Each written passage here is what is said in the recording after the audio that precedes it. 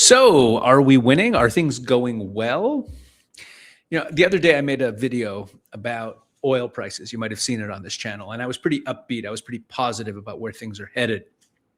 And one viewer commented that I'm all over the place. That one day I'm anxious and talking about how things are going sideways, and Trump's getting played by the Iranians, and then the next day I'm all positive about where things are going. I want to be very clear. If you had on October 7th, on October 8th, 2023, if you had showed me the reality we're in now, where Israel is stronger than it's ever been, the economy in Israel is doing better than it's ever been, regionally, Israel is more of a superpower than it's ever been, Hezbollah is on the run, on the verge of being destroyed, and the tide is turning in Lebanon against them. What's happened to Hamas in Gaza, even though they're still there, what we've done to them. The Assad regime is gone. The Iranian regime is being brought to its knees. I'm thrilled with the way things have gone. That said, it's still important to be clear-eyed and to call out where mistakes are being made. And the prospect still remains that when the dust settles on all of this, that regime in Tehran could still be in power. And if they are, they could reconstitute themselves. Until they're gone, they're not gone. And if they remain in power, they can rebuild themselves. It could take a little longer. It could take less long, depending on how things end. They still have the Chinese and the Russians in their corner. There's a lot of reasons to still be concerned. That said, what's happened over the last few days, what we've learned over the last few days, what we've seen over the last few days, really just this week, has put me in a more positive mood than I've been in a while. And that's what I want to get into in this video. Why am I feeling optimistic? Why am I feeling good about what we're seeing? So I want to frame this with a clip from Victor Davis Hansen, which was just released. And this is a short clip. It's a piece of his podcast. It's only about six and a half minutes we're going to play. And then I'm going to expand on what he said, share a few headlines, and talk about why I'm feeling good about where things are going and what I think we're seeing ahead of us. So let's go ahead. Let's pull this clip up here. This is Victor Davis Hansen. We know that after the 38 days of bombing, now we've had over 50, and we're less than 5 months away from the midterms. So I was suggesting that he could give an ultimatum saying that you have to surrender your nuclear enrichment, you have to surrender your missile arsenal, you have to stop the subsidies to Houthis, Hamas, and Hezbollah, and you have to help us with the Strait of Hormuz, and give them about a week to do it, and then go back kinetically and make it impossible for them to wage war for the next 10 years. And that can be defined a lot of ways. However, I wasn't necessarily critical of Trump because I can see and I saw what his strategy is, and it may work. His strategy is, I'm going to quote unquote negotiate because I don't want to hurt the resistance, but I'm not really negotiating in the traditional sense. They are in bad faith by trying to prolong it, but I am in the driver's seat because they're losing $400 to $500 million a day in economic output, and their oil is sanctioned, and the people we're starting to get indications are rising up, or they're at least much more restive than they were. So what's happening is we don't have any accurate information because this is the first war. It's entirely by war. I went back and looked at the Serbian war where we did not have troops on the ground. And people were saying that Clinton had lost that war. And we had all of the psychodramas between the Russians and us. Wesley Clark had sort of overreached, and the British compatriot four-star said, I'm not going to start World War III over you. And it was a mess. And then Clinton kind of went crazy, and he started bombing the bridges on the Danube, and he started to bomb the power grid. And all of a sudden, Milosevic said, quite unexpectedly, after 72 days. So that was 72 days of continuous bombing, not 38. So what I'm getting at is today, in various news sources, there seems to be that 1,000 tankers have already been escorted in and loaded up with Gulf oil and are out, and that the Iranians are losing the ability day by day to stop that. And they're losing the ability to stop that because they have no money and they have no spare parts, and they don't even have gasoline. The lines are getting longer. So what Trump is saying is, I'm ramping it up. I'm not just idle being played by the Iranians. I don't have to kill very many more Iranians because the momentum is shifting. So the price of oil has gone from $110 down to $90, and it's going to go further as that news gets out, that if you want to send a tanker into the strait and get, Kuwaiti oil or Saudi oil, or you can do it. And it's going to be fairly safe to do it because the Iranians each day are losing the capability to stop you. That's one thing. The second thing is, Condoleezza Rice wrote a really good op-ed, and one of the things she pointed out, and she was, I think, very upbeat but empirical. She pointed out, under no circumstances should we do what the Obama people did and release stop the sanctions and release the frozen assets. That's what Iran used to violate the spirit and the principle of the first Iran deal by buying themselves a missile fleet and a missile assembly of capability to protect all of their nuclear sites.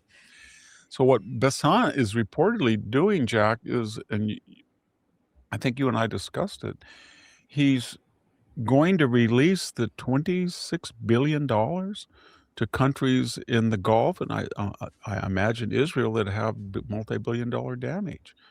And I think they've suffered something like 10 or 12 billion, and we've suffered on our bases and stuff. So that is going to really hurt the Iranians because they are desperate for cash. And there are reports this weekend, as we speak, that high school students are taking to the street in Iran. There's more disruptions, and the price of oil is predicted to go down, especially as they're really ramping up Venezuelan production. Russia's ramping it up. We are ramping it up. And the Saudis are and the UAE is getting more oil out in their alternative systems and rapidly plan to build up pipelines so that Iran would never be able to do this again by hijacking the strait. So it looks pretty upbeat. So I think what Trump is doing, he is betting in a very dangerous game, but still he believes that they're going to crack fairly soon, and that crack will be typified by a crash in oil prices, and that will save him in the midterm. I don't know if that's going to be accurate or not, but that's the strategy that he has. I would like to accelerate the process a lot, by hitting the targets that we have not hit yet. But this administration would argue, well, wait a minute. We feel that the people have temporarily ceased because they don't want to see their infrastructure that they're going to inherit damaged, and if we do that, we might damage them. So it would be, if it is true that the Israelis and the Americans are now reconsidering arming the Kurds, they have active operatives inside Iran. The Iranian opposition is getting bolder. The country is falling apart, literally, and the military hasn't paid their Islamic Republican Guard Corps operatives in a long time, and they don't have the ability or the financial wherewithal to close that strait much longer, if at all. So I think it's a pretty upbeat assessment. It's just that I wish if we had sanctioned them and frozen assets and all that much earlier, I think we'd be ahead of the curve, but we'll see. Okay. There's Victor Davis Hansen's assessment of where things stand. So let me just talk about that for a sec before we go on. Look, the thing that he said at the end there about reports that the Israelis and the Americans are talking about rearming the Kurds, I have no idea what he's talking about, and I dug and searched and went through the sources that I use to find information like this. I've seen no reporting of this. I do not know where he's getting it from. And it would actually be very surprising to me, considering everything else that Trump is doing right now, and he just the other day, he again said that he regrets sending weapons to the Kurds that the Kurds deny they got. So I don't know about that, but let's take a look at some of the other issues that he brought up there. Now, he mentioned something that he's talked about many times before, that this is the first war we've had in a very long time or ever where there's no because there's no troops on the ground. There's also no embedded reporters. There was that internet shutdown in Iran, and we had no information coming out of Iran about what was really going on there. Since the internet got turned back on, we've now started to see that the people are coming back out into the streets. It's starting with students. I made a video about that the other day. And so we see there's some unrest. People are getting people in Iran are not sitting idly by. We know that the financial collapse there is affecting the population. And when they smell weakness from their leaders, they will, I'm more optimistic now about the people of Iran rising up. But there's also this financial piece. He talked about the things that Scott Bessent is doing to squeeze the Iranian regime, about how the Americans are now saying that they're going to send the $25 billion of seized assets, of frozen assets, to Arab countries, to Gulf states who have been damaged by Iran, to compensate for their damages. He suggests that maybe Israel will be part of that. I don't think so. First of all, Israel doesn't need the money. And it would also be much more complicated politically in the Middle East for that money to go to Israel. I think it'd be better off not. In any event, I think that's one of the things that threat or statement by Scott Bessent, by the Treasury Secretary, that the U.S. is going to use the frozen Iranian assets to compensate the countries that have been damaged by the Iranian aggression, I think is part of the whole picture that we're seeing over the last couple of days. Because what have we seen?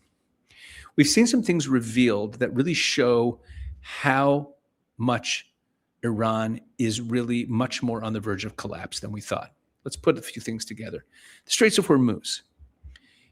Victor Davis Hansen points out that Iran is losing their ability to keep the straits closed. So we've talked about that over the last couple of weeks. I've pointed out that in all of these little skirmishes that have been happening in the Straits of Hormuz, the Americans have been progressively degrading the Iranian ability to keep the straits closed. So with every passing day, there's less mines in the water. The Americans are hitting those radar installations. They're hitting the rocket launch sites. They're hitting the drone launch sites. They are degrading. So with every passing day, Iran's ability to keep the straits closed shrinks. America's control over it grows. Iran's abilities get weaker and weaker. The Iranian people are rising up more and more. We know also, and I discussed this in a few videos over the last couple of weeks, that Iran is panicking over money. They just want money. Like, you remember in the negotiations, they've been saying that the precondition for moving forward is we need to see money up front. And Americans are saying, no, we're not going to give you money until we see some action. They're desperate for money. This threat to forget about unfreezing their assets, to give them to the countries that they attacked, must be sending them into an absolute panic. But there's also this big announcement that Trump made yesterday, which I think is even bigger than we realize. Where Trump, in that press avail in the Oval Office yesterday, said that over 100 million barrels of oil have been taken out. Now, he didn't say whose oil it was. Maybe he was implying that it was Iranian oil that the Americans have seized, but it says that they took over 100 million barrels of crude oil out of the Strait of Hormuz in a secret mission. More than 200 commercial ships have safely traveled through the strait. That's what Trump wrote on Truth Social.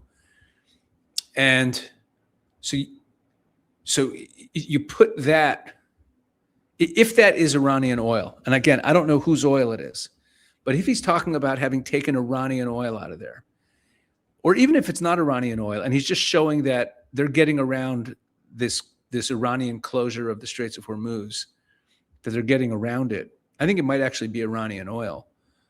Because here you have the other big story from today, and I think it's all part of the same messaging that Trump is doing. Trump threatens to seize Karg Island and other Iran oil infrastructure. President Donald Trump on Thursday, that's today, threatened to seize Iran's oil infrastructure, including its main export terminal, Karg Island, in the not too distant future.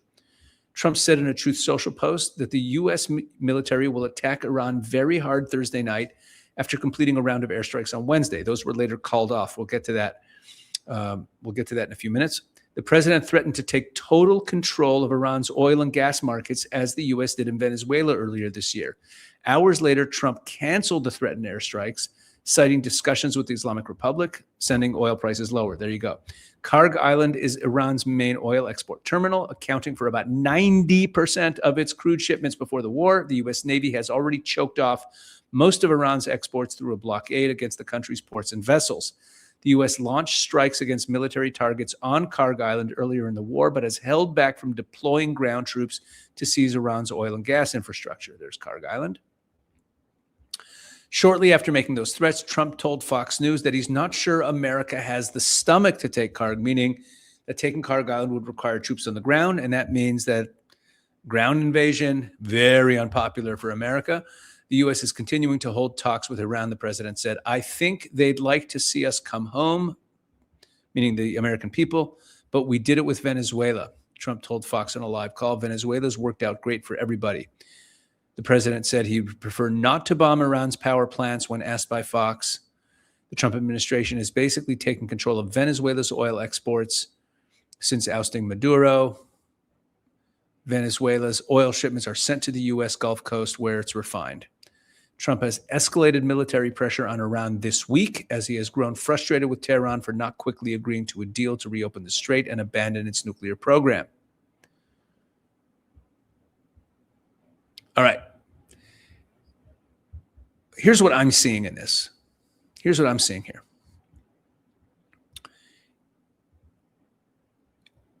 For the last few weeks, for most of this ceasefire, we've been hearing about the nuclear issue and the Straits of Hormuz. Iran's been saying, we need money, we need money, we need money. And what do we see in the last 24 hours, 48 hours? What do we see? Trump revealing that a massive amount of oil, 100 million barrels of oil? 100 million barrels of oil have been taken out by America from the Straits of Hormuz. And then Trump saying he's going to seize Karg Island. And Scott Bessent announcing that they're going to send the $24 or $25 billion of frozen assets. They're going to give it away to other people. These are all connected. These are all the same message.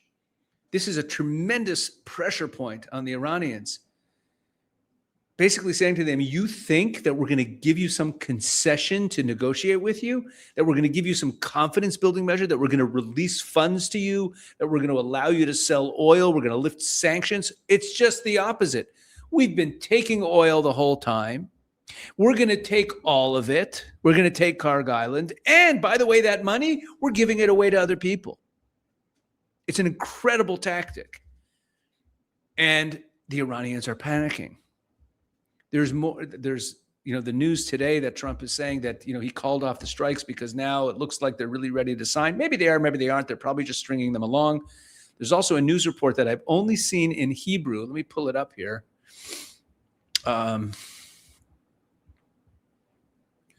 Here, check out this news item.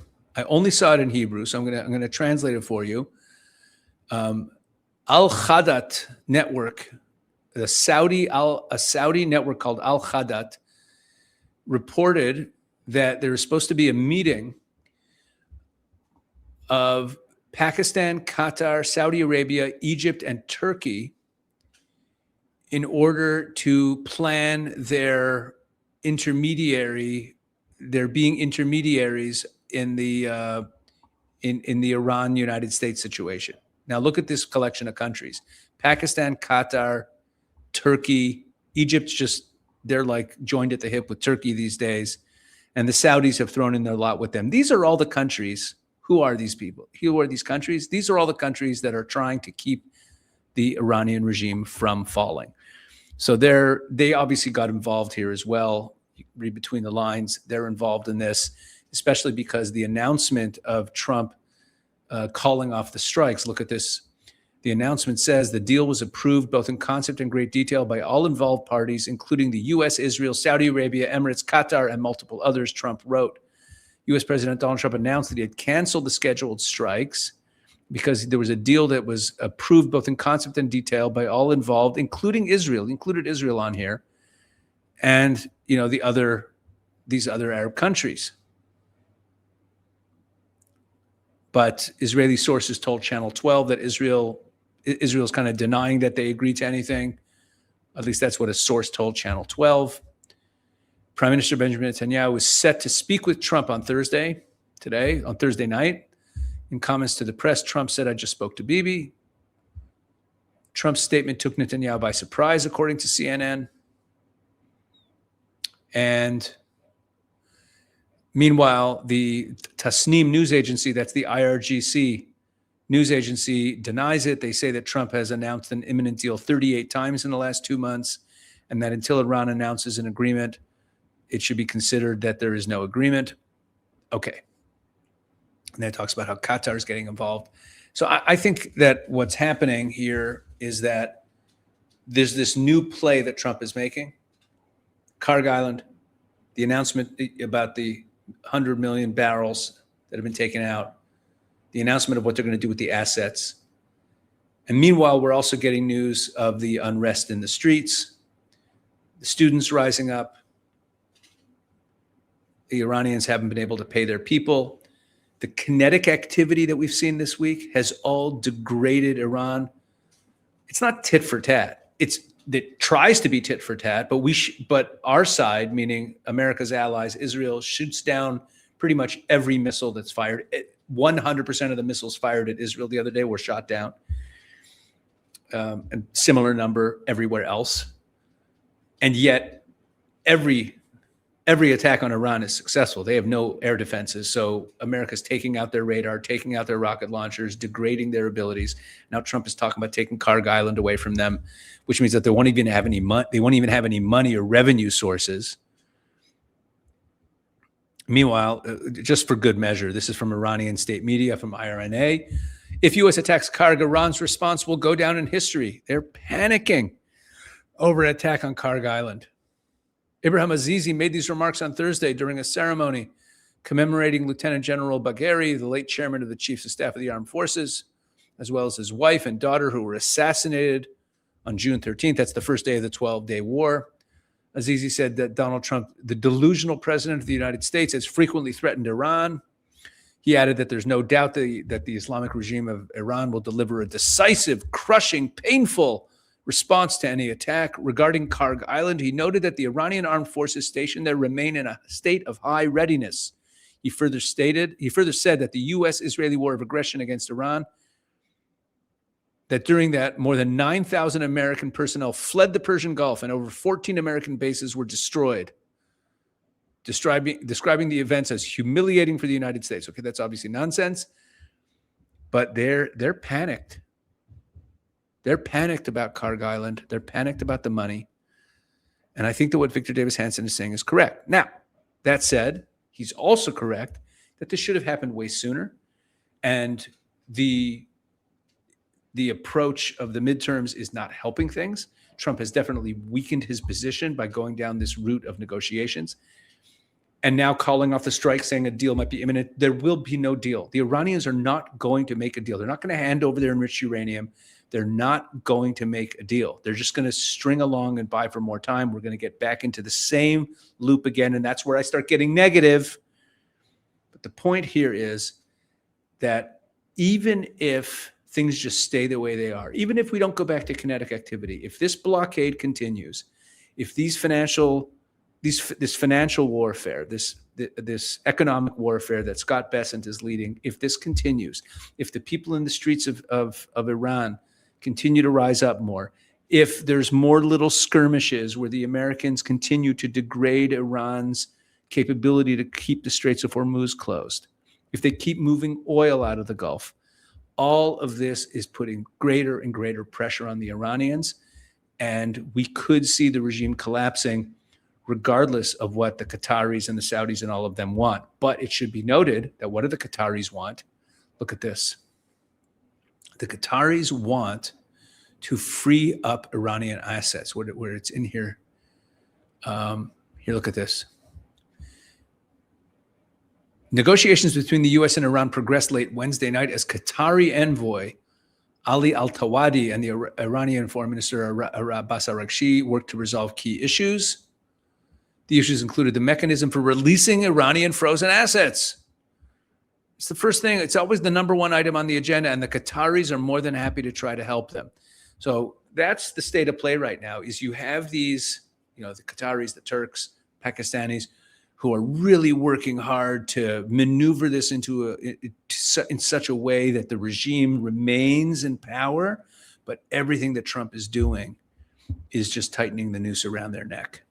So I'm feeling good about where things are going. Again, I don't think it was a good idea to stop the kinetic action when it happened. I don't think it's a good idea to go into these negotiations because they're never going to go anywhere. I don't know if Trump really believes there's going to be a deal, or if he just thinks that what he's doing now is going to eventually bring down the regime anyway, and it's a good way to keep oil prices under control. But any way you slice it, I think we're in a good position, and there you go. I'm being positive today. All right, God bless you. Thanks for watching.